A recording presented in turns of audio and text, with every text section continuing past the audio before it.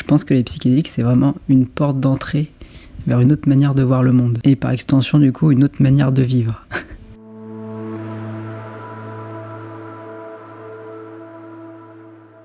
Bon alors, avant d'entrer dans le vif du sujet, je vais peut-être me présenter vite fait. Je m'appelle Shay, ça fait des années que je m'intéresse aux psychédéliques et aux états modifiés de conscience. Et en fait, je crois que j'avais envie d'essayer de synthétiser, de vulgariser, de partager. Déjà en préambule, je tenais à remettre les points sur les i.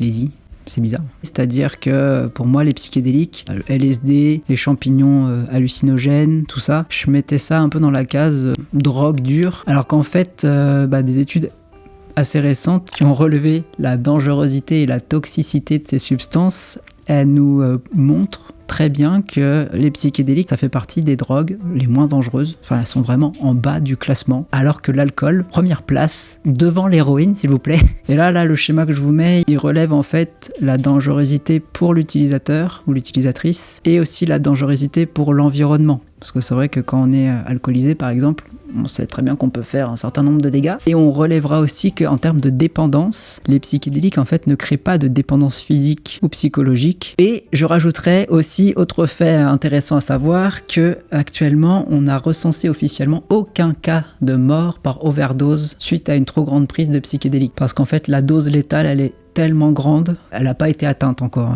actuellement. Bref, donc on va commencer tout de suite avec l'origine des psychédéliques, d'où ça vient, depuis quand on les utilise. On va faire un petit point. Mais avant d'entrer dans le vif du sujet, juste un tout petit disclaimer. Donc cette vidéo ne cherche en aucun cas à encourager la prise de ces substances, ni à minimiser les risques dus à leur utilisation. Mon but ici, c'est vraiment de vous offrir une vision nuancée et informée. Je tiens à rappeler que dans bien des pays, notamment en France, ça reste des substances interdites. Et au-delà même de la légalité, en fait, ça me paraît important de rappeler que ce sont des substances qui ne sont pas sans risque, surtout quand elles sont mal utilisées. Donc je pense notamment au bad trip, par exemple, ou au fait que ça peut faire ressurgir des traumas. Donc c'est vraiment hyper important de prendre tout ça au sérieux et de vérifier si on les utilise, qu'on soit dans un contexte où c'est légal et qu'on soit encadré et accompagné pendant ces prises. Voilà, tout est dit, on peut y aller.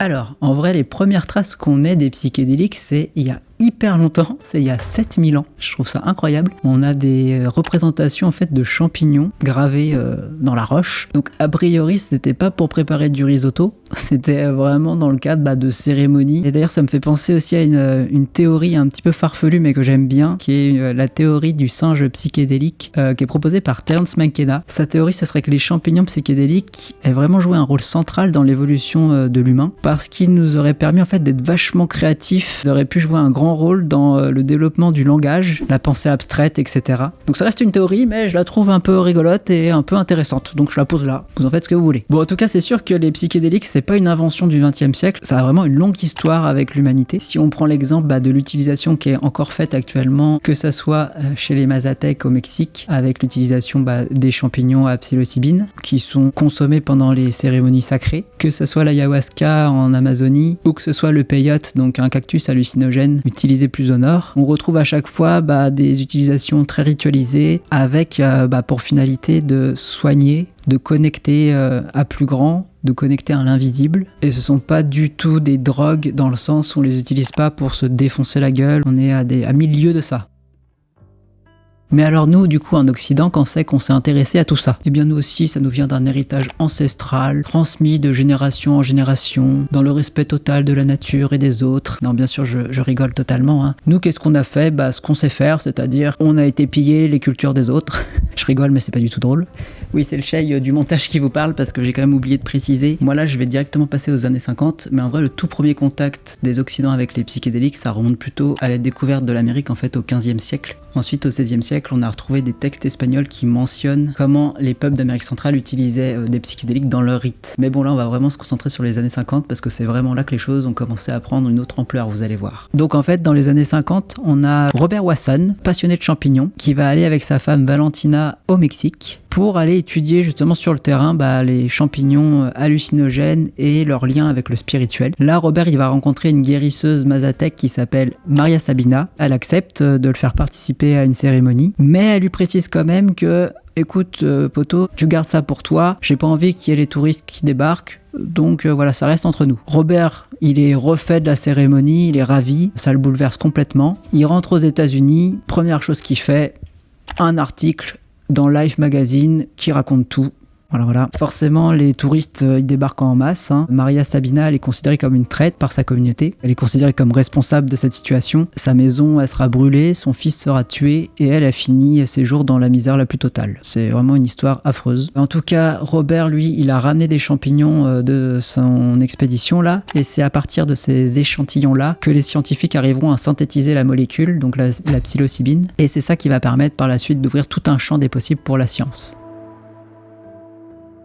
Alors, là, on entre vraiment dans une période charnière parce qu'entre les mains des scientifiques et des chercheurs, les psychédéliques montrent des résultats tout bonnement spectaculaires. Oui, je pèse mes mots. Et là, on va y aller franco, on va tout tester. LSD, psilocybine, mescaline, et sur un panel de 40 000 personnes. Voilà, on y va.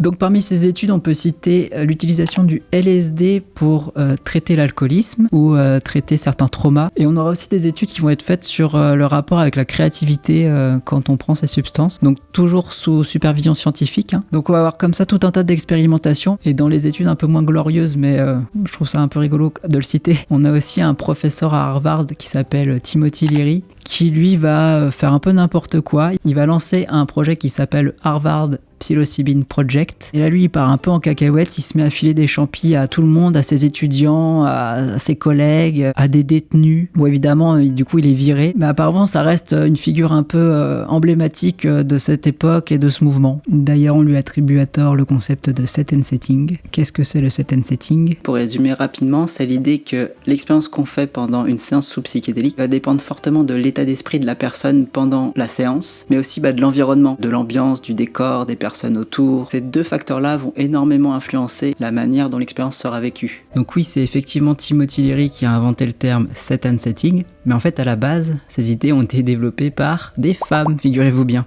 En fait, juste après avoir tourné ma vidéo, il y a une vidéo super intéressante qui est sortie de Zoé Dubus, qui est docteure en histoire contemporaine. Elle travaille sur la place des femmes dans le milieu des psychédéliques, et là notamment dans les années 50-60, parce que comme dans bien d'autres domaines, en fait, les femmes, elles ont été bien invisibilisées aussi pendant cette période. Donc oui, en gros, ce que Zoé Dubus, elle explique, c'est que ce sont des femmes, donc parmi elles, on peut citer Margot Kuttner, Joyce Martin ou encore Betty Eisner. Donc ce sont des femmes qui ont amené dans ce domaine une vraie notion de care, donc c'est-à-dire de prendre soin des patientes et des patients, en mettant au centre l'importance du cadre, du contact humain, du réconfort et de l'écoute. Et c'est aussi par exemple Luisa Gambier de Alvarez de Toledo qui sera la première à publier sur l'importance des séances en groupe, et aussi d'avoir non pas un mais deux thérapeutes pour encadrer les séances. Voilà, si ça vous intéresse de creuser, je vous invite à voir la vidéo complète de Zoé Dubus, c'est vraiment hyper intéressant, je vous mets le lien en description.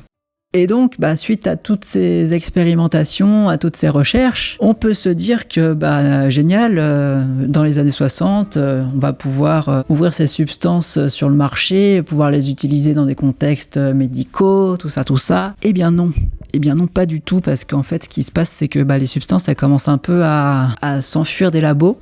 Et elle se retrouve entre les mains des hippies, ces hippies de merde là, qui prônent la joie, l'amour, la paix, c'est insupportable. Tout ça, ça inquiète profondément le gouvernement en place. En 1971, Nixon, il finira par faire interdire tout ça. Il lance officiellement la guerre contre les drogues. Du coup, le LSD et la psilocybine, elles sont catégorisées en drogues de classe 1, donc c'est-à-dire des drogues super, méga, giga, over dangereuses. Voilà. Et aussi, on leur ajoute l'étiquette sans aucun intérêt médical. Elles sont repeintes pour l'hiver. Évidemment, toutes les études en cours s'arrêtent. Interdiction formelle de continuer les recherches. Et on peut imaginer que c'est de là que vient l'image qu'on a de ces substances comme des drogues très dangereuses. Et ça va être seulement dans les années 2000-2010 qu'on va se réintéresser à tout ça. Je vous explique de suite pourquoi. Parce que, en fait, c'est la merde. C'est la méga merde. On a de plus en plus de cas de dépression résistante. On a aussi des cas sévères de syndrome post-traumatique. Et aussi, on ne sait pas trop comment gérer en fait l'anxiété des patients en fin de vie, en phase terminale, par exemple, de maladies incurables. Donc les solutions habituelles, les anxiolytiques, les antidépresseurs, ça fonctionne sur certaines patientes et certains patients, mais pour d'autres, en fait, ça ne suffit pas, ça ne fonctionne pas. Et surtout, ça reste des solutions assez lourdes, puisqu'il y a pas mal d'effets secondaires. C'est des traitements qui vont s'étendre dans le temps. Et c'est donc dans ce contexte que, plusieurs grandes institutions vont se pencher sur cette question et vont commencer à s'intéresser aux psychédéliques. Donc c'est pas des solutions magiques non plus, hein, mais ça va être des nouvelles approches qui vont venir un peu révolutionner notre façon d'aborder ces pathologies-là. Et surtout, ça va s'avérer diablement efficace en fait. On a par exemple une étude qui va être faite à l'Imperial Collège de Londres par Robin Carhart Harris. Lui, il va s'intéresser à des patients qui sont atteints de dépression résistante, donc c'est-à-dire des patients sur qui les traitements habituels ne fonctionnent pas. Et donc, selon son étude de 2016, après seulement 2 doses de psilocybine, donc 2 séances encadrées par des professionnels de santé et avec un suivi psy adéquat, on a près quand même de 70% des patients chez qui on a observé une diminution significative de leurs symptômes, et ça n'a pas duré 2 jours après le traitement ou quelques semaines après le traitement, ça s'est vraiment étendu sur plusieurs mois après ces 2 prises. On avait vraiment une nette amélioration de leur état psychologique général. Et alors comment ça marche en fait?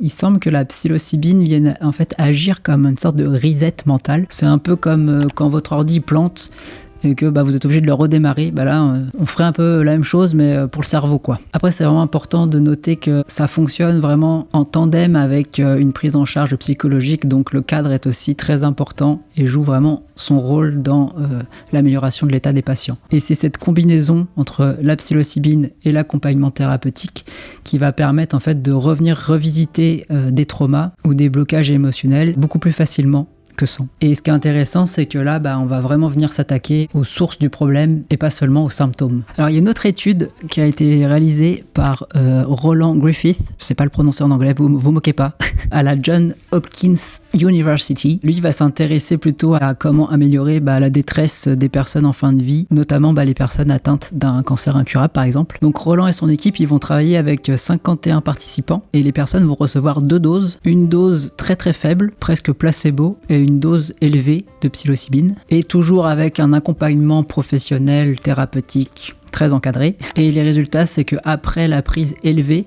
on a quand même 80% des patientes et des patients qui disent ressentir une amélioration significative de leur état. 80%. Et après, ce qui est un peu bluffant, c'est pas le résultat en soi, parce qu'on pourrait se dire, c'est la substance qui les soulage, qui allège momentanément leur angoisse. Mais là, en fait, ce qu'on constate, c'est que ça va vraiment s'étendre dans le temps. Il y a encore des bénéfices 6 mois après la prise, voire plus. Et pour un certain nombre de ces patients, ce qui est notable, c'est que ça n'a pas seulement allégé leur souffrance, mais qu'en plus, ça a complètement modifié leur manière de voir la mort et cette phase de leur vie un peu particulière, quoi. Donc il y en aurait d'autres à citer, des études dans cette période, mais je vais juste en citer une dernière très intéressante aussi, qui a été faite sur la MDMA par Rick Doblin, qui est le fondateur de MAPS. Donc lui, il va s'intéresser à la MDMA pour soulager le stress post-traumatique, donc plutôt des cas sévères de stress post-traumatique. Là encore, l'étude combine la prise de MDMA avec un suivi psy professionnel très encadré. Et là encore, les résultats ils sont extrêmement prometteurs, puisqu'on a 67% des personnes après 3 prises de MDMA qui ne correspondent plus en fait aux critères du diagnostic du syndrome post-traumatique. C'est quand même pas rien. Alors que pour le groupe placebo, on est à 32%. Et en fait, la MDMA, elle agirait sur l'empathie et l'ouverture émotionnelle, ce qui permettrait de venir revisiter des souvenirs traumatiques. L'approche qui paraît intéressante avec les psychédéliques, c'est que ça va vraiment venir faire du grand ménage, contrairement aux traitements habituels qui viennent plutôt mettre la poussière sur le tapis, en fait, si vous voulez. Je le vois un peu comme ça. Là, en France, on vient seulement de s'y mettre fin de l'année dernière, je crois, à l'hôpital Sainte-Anne. On a commencé les essais cliniques. Alors oui, j'ai oublié de le mentionner, mais c'est vrai que là, même actuellement, là, dans les années 2020, on a vraiment la renaissance psychédélique qui continue à fond les ballons dans la recherche. On a de plus en plus d'articles qui sortent de manière quasi exponentielle. C'est assez fou. Alors, je tenais quand même à faire un petit point sur les risques et dérives, entre guillemets. Déjà, un petit point sur la consommation hors cadre médical, qui peut être vraiment dangereuse. Donc, la consommation dans un cadre récréatif ou en automédication, ça peut être vraiment dangereux, notamment parce que on s'expose à des bad trips, on s'expose à potentiellement des résurgences de traumatismes enfouis. Donc faut vraiment faire gaffe et pas prendre ça à la légère, quoi. Et oui, j'ai oublié de le préciser, mais faites gaffe aussi si vous avez des antécédents psy, c'est vraiment contre-indiqué, donc des cas de psychose ou de schizophrénie par exemple. Et un autre point qui était pas mal de souligner selon moi, c'est un peu les dérives concernant le pillage culturel. Je sais pas trop comment appeler ça. L'exemple le plus parlant, ça va être l'ayahuasca. C'est devenu un peu un effet de mode où il y a beaucoup d'occidentaux qui se sont mis à aller en Amazonie pour participer à des cérémonies là-bas. Parfois il y a un petit côté, je trouve, peut-être consommation aussi de la culture des autres pour notre bien personnel ou pour notre développement personnel. On va aller participer juste à des cérémonies sur un week-end, sur 2 jours. Ça pose question, je trouve, comme rapport à ces cérémonies sacrées qui sont ancrées dans toute une culture. Vraiment, on vient un peu prendre juste le petit truc qui nous à la mode, qui nous parle. Et en plus, ça a créé tout autour quand même un business de faux chaman du coup, puisque c'est devenu lucratif de proposer ça. Donc voilà, ça fait plusieurs points de vigilance à avoir en tête quand même. Alors maintenant, j'aimerais aborder un autre sujet. Je crois que c'est le sujet qui me tient peut-être le plus à cœur, que je considère au moins tout aussi important que l'aspect thérapeutique. Ça va être la dimension spirituelle. Et effectivement, en fait, quand on observe les témoignages, donc au-delà de « ça va mieux dans ma vie », ça va constituer vraiment un événement marquant dans la vie des personnes qui vivent ces expériences. Pour une bonne partie de ces témoignages, on va retrouver vraiment l'idée d'un avant et un après, par exemple au même titre que la naissance d'un enfant ou le décès d'un proche. Donc c'est quand même pas rien, quoi. Donc il y a quand même un certain nombre d'études qui se sont attelées à ce sujet-là, à cet angle-là, et on va avoir par exemple une série d'études cliniques qui va être faite par Rick Strassman à la fin des années 90. Lui, il va travailler avec la DMT, c'est la molécule qu'on va retrouver dans l'ayahuasca. Donc il va injecter de la DMT dans une 60aine de personnes, et là, justement, ce qui va être troublant, c'est tous les points communs. En tout cas, là, dans les témoignages, on va retrouver l'idée d'une fusion avec le cosmos, la sensation d'être connecté au vivant, à tout le vivant. Même plus intriguant encore, on retrouve beaucoup de témoignages parlant de rencontres avec des entités. Il y a une autre étude un peu similaire qui est faite par Roland Griffith en 2006 avec lui cette fois de la psilocybine. Son étude, elle va démontrer que ces expériences-là, elles peuvent vraiment être comparées aux grandes expériences mystiques que certains ont eues dans leur vie, issues notamment des traditions religieuses généralement, mais pas que. Pour 60% des personnes de l'étude, cette expérience-là sera une des expériences les plus marquantes de leur vie. Donc ce que je disais, au même titre qu'un décès ou une naissance, quoi. Ce qui est intéressant, c'est qu'on va retrouver aussi des points communs entre les états sous-psychédéliques et par exemple les expériences de mort imminente ou les sorties hors du corps. Moi je vois un peu ça comme une grande famille et ça serait un peu des cousins les uns par rapport aux autres. Après c'est vrai que globalement j'ai l'impression que c'est pas simple pour les scientifiques d'aller étudier ces sujets, notamment parce que il faut trouver du financement et que s'intéresser à ce genre de sujet c'est pas très bien vu dans le milieu. Il y a généralement peu de soutien pour l'incorporation de la spiritualité avec ses facteurs non matériels et par conséquent non mesurables dans le domaine de la recherche clinique. Et on passe un peu pour un guignol quand on veut étudier ça de manière sérieuse. Alors un autre phénomène qui est hyper intéressant, c'est la récurrence des témoignages qui parlent de dissolution de l'ego en fait pendant ces expériences-là. Et ça va surtout être des états qui sont retrouvés chez des personnes qui prennent des doses assez élevées ou des substances dites fortes. Donc il semblerait que les frontières du moi deviennent floues et parfois même disparaissent complètement. Donc c'est là qu'on a des expériences justement où on devient amalgamé avec un tout plus grand ou une conscience plus grande. Donc dans les témoignages, on retrouve par exemple des personnes qui disent avoir été un arbre ou avoir été une rivière ou avoir été tous les animaux, toute la terre. Ça semble vraiment être quelque chose de tangible. Souvent les personnes rapportent que ça a l'air plus réel que le réel, enfin que le réel ordinaire on va dire. Il y avait plein de paradoxes. Je n'étais pas désorienté, mais il n'y avait pas d'orientation. Je ne savais pas où et qui j'étais, mais il n'y avait rien pour connaître qui ni où il était. J'étais dépourvu de moi, de pensée, de temps, d'espace, de sens de séparativité ou d'ego. Il n'y avait pas de symbole dans mon langage qui eussent pu ne serait-ce que commencer à décrire cette sensation d'existence, d'unicité et d'extase pure. Après voilà, ça reste des témoignages, donc c'est à prendre avec précaution, mais je trouve qu'on peut pas non plus les balayer d'un revers de main, au vu de leur nombre et de leurs points communs. Petite note au passage, moi ça me paraît pas si absurde, dans le sens où, selon la théorie du Big Bang, on vient quand même tous du même endroit, on vient tous du même point amalgamé, tout ce qui nous entoure est constitué avec les mêmes briques fondamentales, donc ça me paraît pas non plus complètement absurde qu'on soit liés ou que ça soit une illusion de séparation qui opère entre nous. Scientifiquement, je vois pas où est l'absurde dans cette idée-là en tout cas. Actuellement, il y a vraiment 2 grands courants qui s'opposent, entre guillemets, sur cette question. On va avoir vraiment le courant matérialiste et le courant post-matérialiste. Donc les matérialistes, eux, ils pensent que la conscience, ce serait le produit de la matière, ce serait le produit de notre cerveau finalement. Donc dans cette vision, les états de conscience élargis ou modifiés, ça reste des choses chimiques qui se passe dans le cerveau, donc des hallucinations. Les substances en fait nous feraient voir des choses qui n'existent pas, d'où l'appellation de substances hallucinogènes plutôt. Ce courant matérialiste, c'est encore le courant dominant dans le monde scientifique aujourd'hui en Occident. Et ce qui est quand même intéressant à noter, c'est que bien qu'il soit dominant, il n'y a aucune étude scientifique à l'heure actuelle qui prouve que c'est réellement comme ça que fonctionne la conscience. On n'a aucune étude scientifique qui nous montre que le cerveau produit de la conscience. Et d'ailleurs, ça porte un nom en science, on appelle ça le problème difficile de la conscience, c'est-à-dire qu'on n'arrive pas à expliquer comment avec des simples mécanismes physiques, comment avec juste des neurones qui s'activent dans notre tête, comment ça peut générer des expériences aussi subjectives que les pensées, les émotions, les sensations, enfin tout ce qui se passe à l'intérieur de nous, comment ça peut exister avec juste des procédés mécaniques. Et dans l'autre école, du coup, le courant post-matérialiste, on va avoir une approche qui va presque être inversée en fait au courant matérialiste. C'est intéressant de noter que c'est un courant qui séduit de plus en plus de chercheurs et de scientifiques quand même, mais plutôt des gens sérieux. Voilà, je dis ça comme ça. Donc là, l'idée, ce serait que la conscience, elle serait pas le produit du cerveau, mais que ça serait presque l'inverse. Le cerveau viendrait capter la conscience. Un peu comme un poste de radio qui viendrait réceptionner des programmes en fait, sans lui-même les produire directement. Alors c'est vrai que cette idée, elle peut paraître de prime abord un peu saugrenue. En vrai, quand on y réfléchit 2 minutes, quand on se documente un peu, c'est pas si absurde du tout en fait. Et ça permettrait même d'expliquer un certain nombre de choses qu'on peine un peu à expliquer actuellement. Tout simplement par exemple, quand on prend des psychédéliques, le fait de se sentir connecté à d'autres éléments, à d'autres choses, à plus vaste que nous,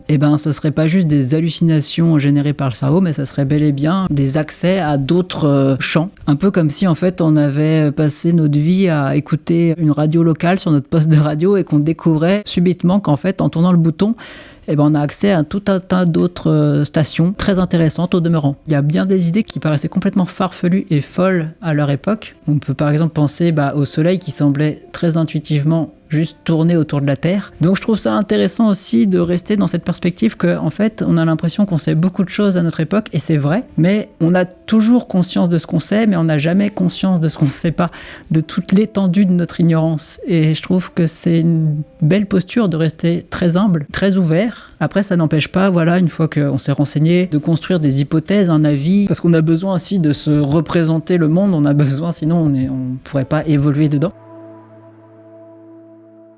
Alors, pourquoi je vous parle de tout ça en vrai de vrai ? Actuellement, on traverse vraiment une période de perte de sens profond. Capitalisme partout, justice nulle part, consumérisme à tout va, déconnexion de tout, des autres, de nous, de la nature. On a beaucoup perdu notre lien au sacré ou au spirituel. Et je pense que c'est d'ailleurs pour ça qu'il y a un espèce de mouvement qui a émergé de tout ça, qui est le mouvement New Age. Je vois ça un peu comme une tentative de reconnexion avec une forme de spiritualité. Sauf que c'est vrai que ce mouvement, il m'apparaît moi un peu comme une sorte de chimère peu reluisante qui a un peu été piochée dans toutes les traditions et toutes les religions pour en faire une espèce de micmac recouvert d'une grosse couche de capitalisme souvent. Globalement, je reste très prudent de tout ce qui découle de cette tendance, surtout quand il y a des enjeux lucratifs forts ou quand il y a des enjeux en termes de visibilité sur les réseaux sociaux par exemple. Et là où je trouve l'approche avec les psychédéliques vraiment très intéressante, c'est qu'en fait ça va être une expérience qui va nous connecter directement au divin. Je mets des grosses guillemets à divin parce que on pourra parler de connexion avec le grand tout, avec l'univers, avec notre moi profond. On l'appellera comme on veut, mais ça n'empêche pas que ça sera une expérience qu'on vivra directement. Il n'y aura pas d'intermédiaire, donc il n'y aura pas de risque d'interprétation ou de dogmatisme. Et on en revient avec l'interprétation qui fera sens pour nous, qui nous permettra après de l'intégrer dans notre quotidien de tous les jours. Et c'est d'ailleurs sans doute pour ça qu'on retrouve la notion d'un avant et d'un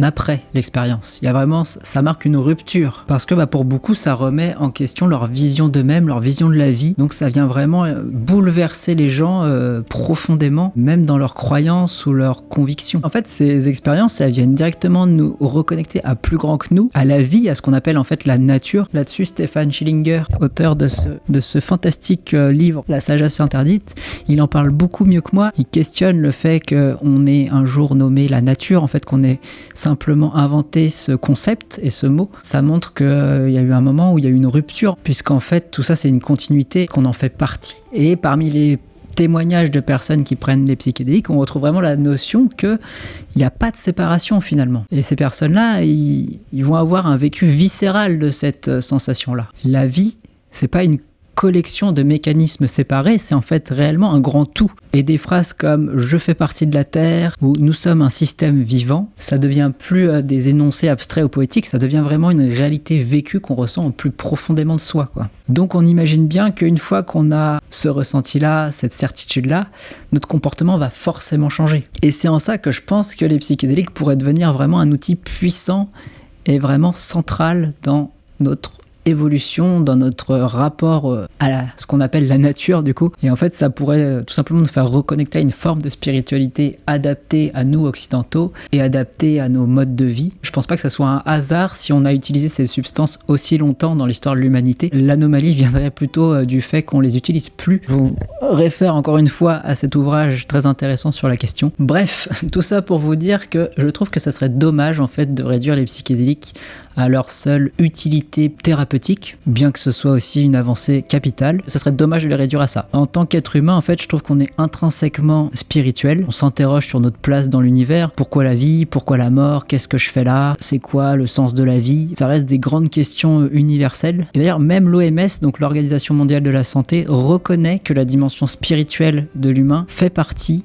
des piliers de notre bien-être, au même titre que les dimensions biologiques, psychologiques ou sociales. C'est pas rien quand même. Voilà, on arrive à la fin de cette vidéo. J'avoue que je pensais pas en faire une vidéo aussi longue à la base. Mais bon, c'est comme ça s'est fait comme ça. Déjà, merci beaucoup d'avoir regardé cette vidéo. J'espère que ça vous a plu. Je l'ai fait vraiment avec passion, avec le cœur. Sur cette chaîne, moi j'aimerais bien aborder tout un tas de sujets qui vont tourner autour de la conscience, donc que ce soit les états modifiés de conscience avec ou sans substance, et plus globalement des thématiques qui pourraient tourner autour, donc que ce soit les EMI, que ce soit les sorties hors du corps, les rêves. Enfin, dans tous les cas, moi j'aimerais bien que la démarche elle se fasse sans pression. Je prétends pas du tout être un spécialiste sur tous ces sujets. Quand même, j'essaye d'être rigoureux dans mes recherches, mais c'est vrai que je peux tout à fait me tromper parfois, donc d'ailleurs n'hésitez pas à me dire en commentaire si vous remarquez des fois des inexactitudes. Ce sera que enrichissant pour tout le monde. Allez, j'en profite aussi pour vous parler d'une pétition que vous allez peut-être être intéressé à signer maintenant. C'est une pétition européenne pour un accès sûr et éthique aux thérapies psychédéliques. Donc je vous le mets le lien en description. Et sinon, j'ai regroupé aussi tout un tas de ressources en description également autour du sujet des psychédéliques. Donc vous aurez un peu de tout, des livres, des docus, des reportages. Je vous ai vraiment fait un gros cocktail bien sympathique. Donc n'hésitez pas à aller farfouiller si ça vous intéresse d'aller plus loin. Sur ce, je vous laisse. Et n'hésitez pas à partager vos réflexions en commentaire. Moi, je suis toujours ravi de pouvoir discuter autour de ces thématiques. Je vous dis à bientôt et le bisou.